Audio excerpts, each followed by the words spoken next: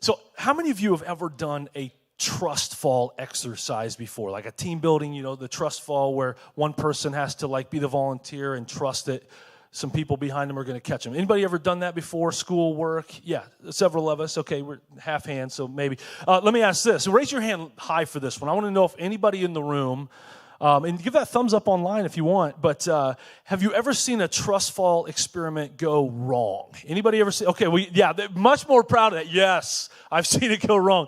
Let me ask, are you a little bit scared right now that I'm going to pull someone out of the congregation to catch me? And you're like, that's a big dude. He better get at least 2.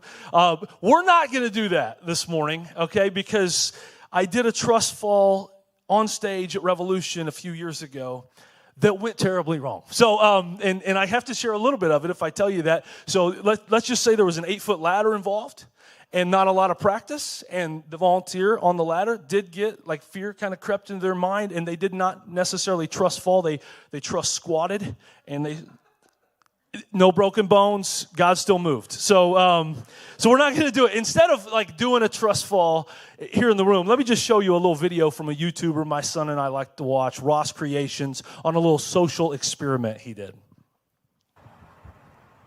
Trust you. What do you know, man? I trust you. What do you need? No. What's wrong with you? I trust you. I trust you. I trust you. I trust you. I trust you.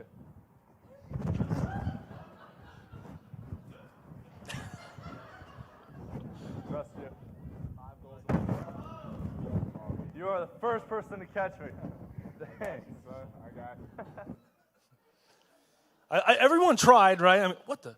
So we'll get to that illustration in just a second. But again, last week kicked off this series called Moving Mountains, talking about mountain moving prayer. I love the imagery of that. I mean, what a time in our world where Christ followers need to step up, like, and pray for impossible things to happen within this community and beyond. So Joel challenged us to take Jesus at his word when he says this in Matthew chapter 17. Jesus says, these red letter words, Jesus, truly I tell you, if you have faith as small as a mustard seed, you can say to this mountain, move from here to there, and it will move. Nothing will be impossible for you. And Joel shared some really cool stuff about mustard seeds last week. If you missed it, catch up online if you missed it. But just this great story with Alexander the Great and mustard seeds, and some Jewish tradition involving like not planting a mustard seed because it would just take over the garden. And so hopefully like we captured the truth of that verse, and maybe even some of us, we've started to live it out. Like there's this 21-day prayer challenge where we are praying like mustard seed faith. God, move this mountain. I have this mountain in my life I'm asking you to move. And there's mountains on both sides of this stage. We are asking God to move a mountain. It's so interesting that Bridgeway is doing a series on prayer, because Revolution actually is doing a series on prayer right now as well, leading up to Easter, called Pray Like This. And what we're doing is we're looking at the Lord's Prayer and just kind of breaking down the different pieces of it, because one of the disciples kind of stepped up and said, they saw Jesus praying, and they're like, hey, would you teach us to do this? And so in teaching them, Jesus just lays out the most famous prayer ever. It was actually his way of teaching the disciples how to pray. And so we've looked at, our Father in heaven, hallowed be your name, your kingdom come, your will be done on earth as it is in heaven. That was last week. We talked about intercessory prayer, of how we need to intercede to God on behalf of others. And so one really cool story that's come out of our church related to intercessory prayer is a testimony. A friend of a guy in my life group was in a horrible accident at work. He worked with this gentleman, and he was electrocuted by high voltage lines, thousands of volts, should have lost his life. The electricity literally shot out of his extremities. He was placed in a medically induced coma, this back in the fall of last year. Several weeks, his left arm and right hand were both amputated, and it looked like all hope was lost. But our church was praying a mountain-moving prayer. God spared his life, is restoring his faith. He's getting baptized a couple weeks after Easter, we believe, full of hope for the future, still around for his family. And that's God. Like, God moved. And we love stories like that, right?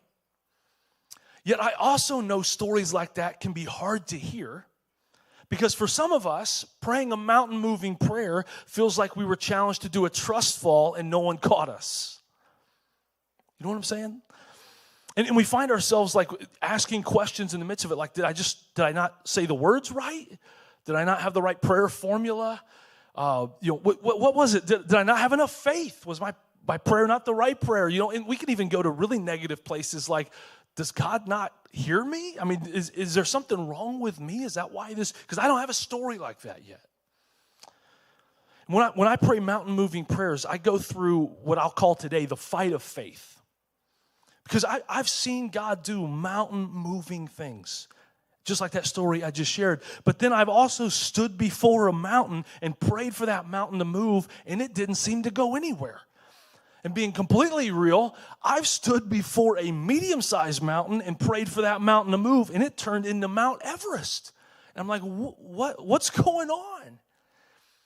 It's a fight of faith. When I pray, I tend to be a mixture of belief and unbelief. Like, I trust God and I doubt him.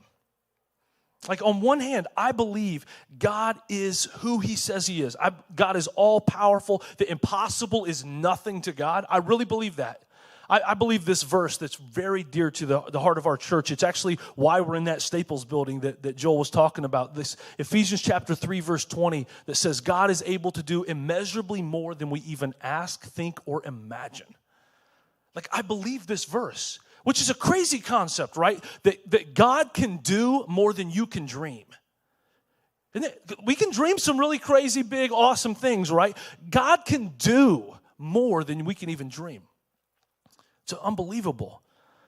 Yet on the other hand, so I believe that, yet on the other hand, I find myself doubting that he will respond to my prayers.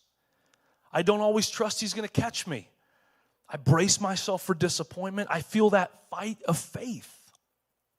And when it comes to mountain-moving prayers, the prayers that we are praying for these 21 days and hopefully beyond, when it comes to this, I think we all feel this fight of faith, this tension between faith and doubt.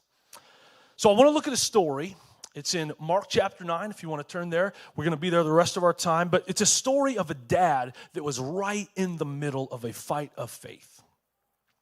And just to set up the scene, Jesus just came down from this mountaintop experience with God and some of his friends. And this crowd gathers around Jesus. And we're just going to pick up the story right where this dad enters the scene.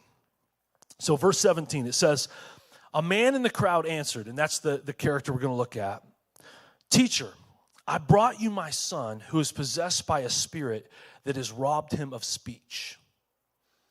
Let me address something really quick in the room too. For those of you that maybe you're here and again, you're just checking out Bridgeway, maybe just checking out faith. And it's like you struggle with the Bible at times and believing the Bible, especially supernatural things in the Bible.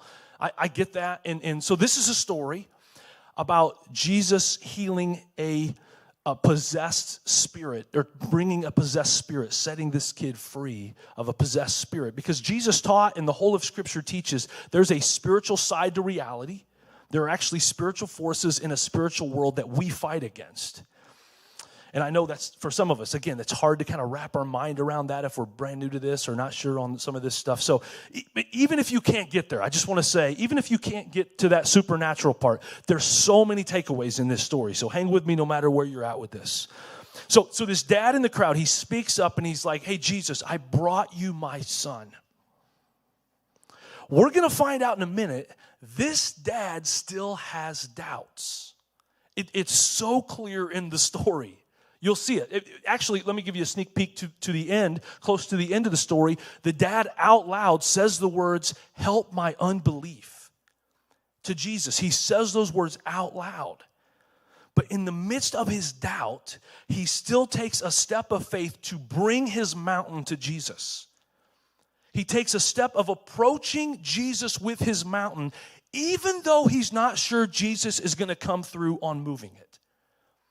It's a fight of faith. You know, I think so often in prayer, and just see if you connect with this, we think we have to feel it. Like, I have to feel and believe that it's going to happen before I say it out loud to God. Like, I got to get to this place where, okay, yes, I believe it's, so God, heal my son. I believe it. I have faith. See, I think it's the opposite. I think faith is saying the prayer out loud, even though you don't feel it and believe it yet. I mean, that's faith in and of itself. Bringing your mountain to God in doubt is faith. That's what faith is. It's not like you have to get to this place where you're like all amped up. You got to listen to like 10 worship songs and like, yeah, I really feel it now. Yeah, yes, God, I have faith. Heal my son. I have faith. No, that's called adrenaline, right? That's cortisol running through the bloodstream. That's the Red Bull kicking in is what that is. Faith is trust. That's what it is. Joel talked about this last week. The evidence of this dad's faith is he brings his son to Jesus even though he doesn't quite feel it and believe it yet. He's like, I'm not completely sure. There must be something to this Jesus. There's a crowd, so I'm going to bring my son to Jesus. I hope something happens, not completely sure. Bringing your mountain to God in doubt, that's faith. And this dad continues to describe his mountain to Jesus. There's this spirit that robbed him of speech, and he continues. He describes it. Whenever it seizes him, it throws him to the ground. He goes into this seizure. He foams at the mouth, gnashes his teeth, becomes rigid. And look at this. I asked your disciples to drive out the spirit, but they could not.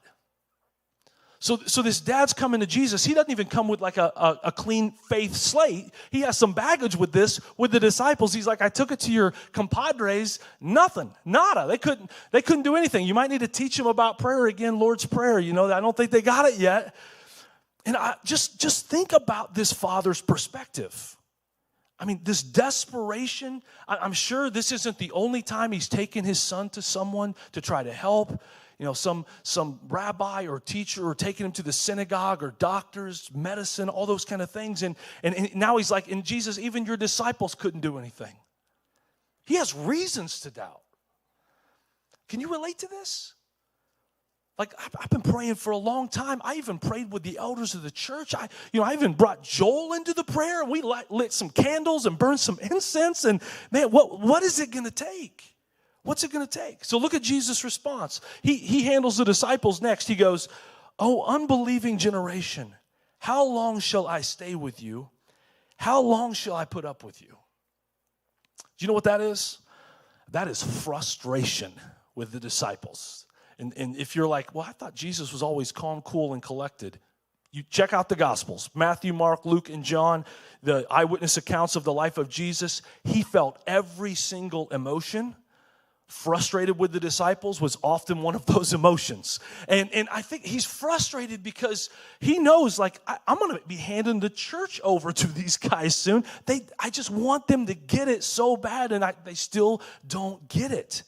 Have you ever had someone in your life, like, you want them to understand this pivotal piece about their life so bad, and they're just not getting it? I feel this way about my 13-year-old son quite often right now.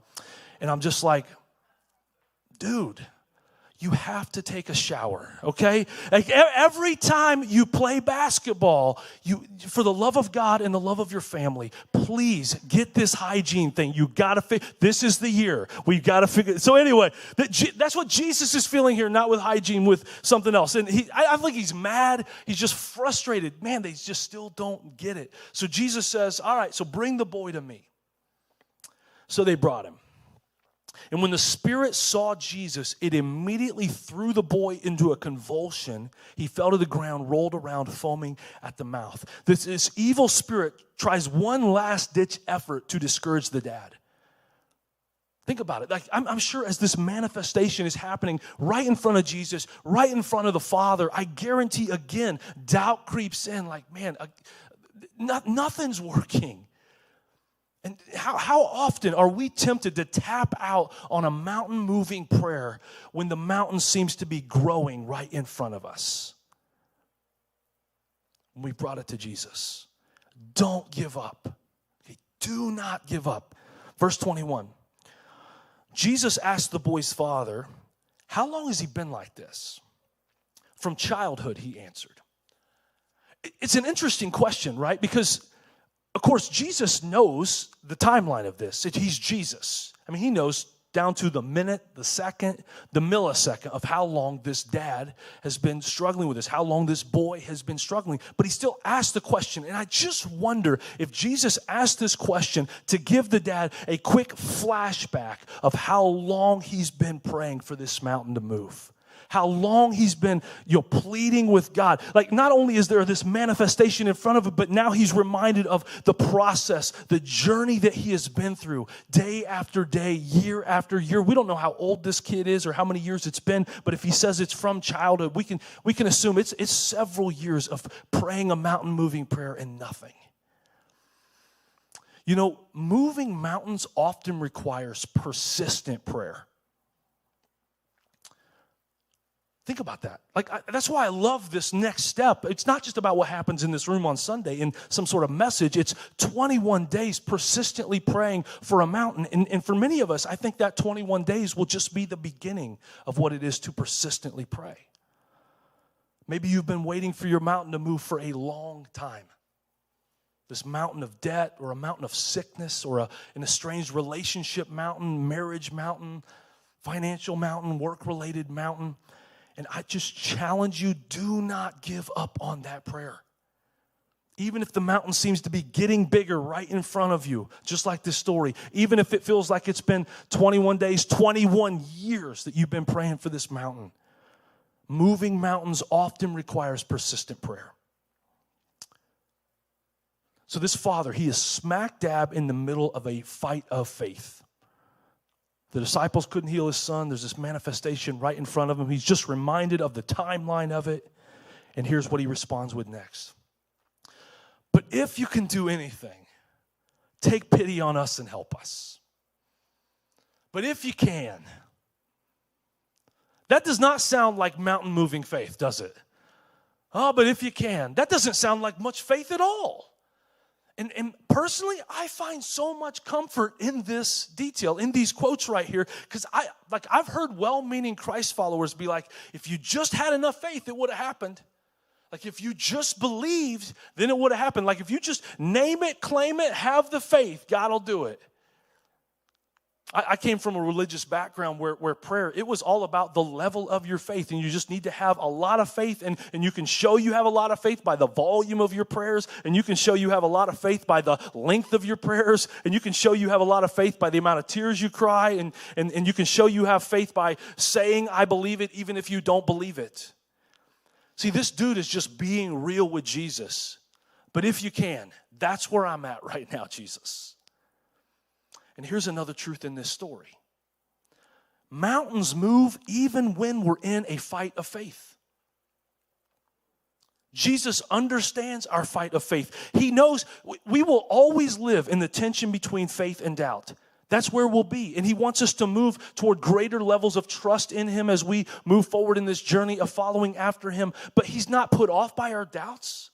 He's with us in it, and he even moves in spite of our doubts. Mountains move even when we're in a fight of faith. So the Father exposes his fight of faith to Jesus out loud, and Jesus says, if you can, everything is possible for him who believes. To which the Father then says, and let's read this together. Everybody online, read it with us. I do believe, help me overcome my unbelief. Look, can we say that out loud together one more time? I really want us to get this. I do believe, help me overcome my unbelief. That's this talk in a statement right there. That's the fight of faith. I do believe, help my unbelief. I brought my son here, but I'm not sure. I'm coming to you with my mountain, but I'm struggling to see it move, so help me see it. And do you see what's happening here?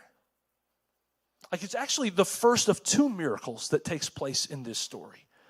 In the midst of this dad being so focused on this mountain that's in front of him, Jesus actually works the first miracle and begins to shift the faith in the Father's own heart. Something begins to change in this dad's heart. He takes a step of faith from, but if you can, to I do believe, but help my unbelief. Jesus begins moving a mountain internally in his life. And then in the goodness and grace of God, he also heals the son, picks him up, casts the spirit out, and then both the Son and the Father are standing before the mountain mover, Jesus. Because Joel said it last week. When we pray mountain moving prayers, God will sometimes move the mountain, but he'll always change us.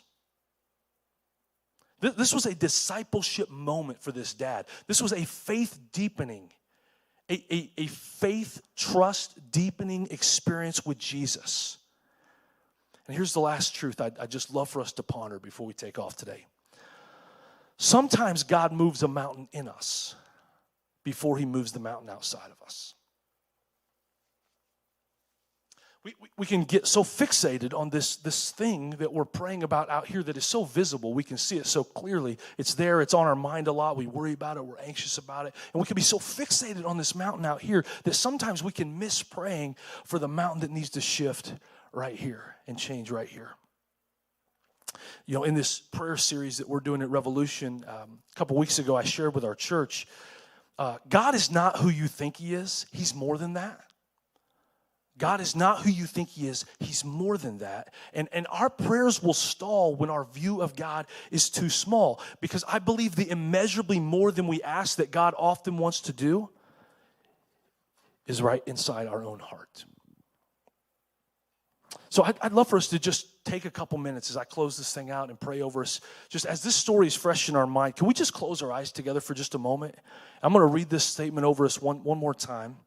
Sometimes God moves a mountain in us before he moves the mountain outside of us. And so, God, as we prepare to close this time, there's going to be an opportunity to pray in this room.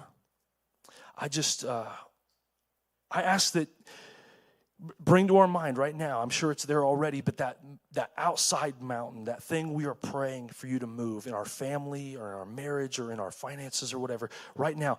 But more than that, I pray that you would attach that to something in our heart and show us that mountain moving prayer that we need to pray related to our own spiritual life and relationship with you. Thank you for that, God. Thank you for what you're going to do to move mountains, not just in this world, but in our very heart. In Jesus' name, amen.